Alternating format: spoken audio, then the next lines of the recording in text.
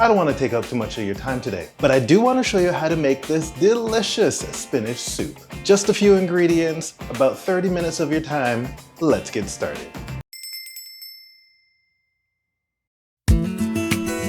So the first thing you want to do is turn on the stove and add about 2 tablespoons of olive oil to a pot. This recipe makes a small pot of soup, so you don't have to use a big pot, but I mean, if you want to double it up, go right ahead. Next, you're gonna add in your diced onions and saute them for about 5 minutes. Okay, so once that's done, you're gonna add in your spinach, put the top on, turn the heat down a little bit, and allow the spinach a couple of minutes to wilt.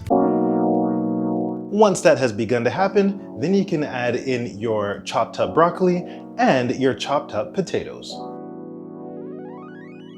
I'm not picky with the type of potatoes, I use whatever was in my fridge, so you do the same. As for the broccoli, I used frozen because it's quick and easy and it's already chopped up. But you know what I say, fresh is usually always super awesome better. And that's my English lesson for today. Anywho, once you've added all of that, then you're gonna put in your ginger and your garlic. Stir all of that, and then you're gonna add in your 4 cups of broth. And to keep this vegan/vegetarian, I use vegetable broth. And while the soup is bubbling away, you can add your salt and your black pepper. Make sure the heat is on medium, put the top on, and let it go for about 20 to 25 minutes. Because remember, you wanna give the potatoes enough time to soften.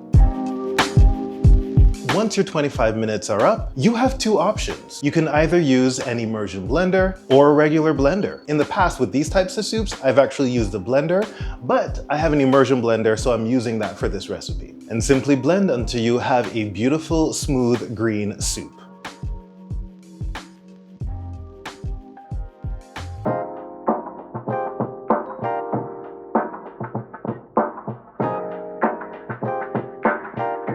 And once that's ready, you're gonna add in a 1/2 cup or 103 grams of coconut milk. Stir until fully combined, et voila, dinner is served.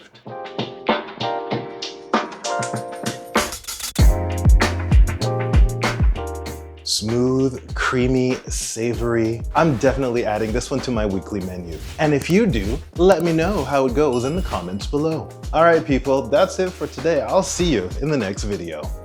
Bye.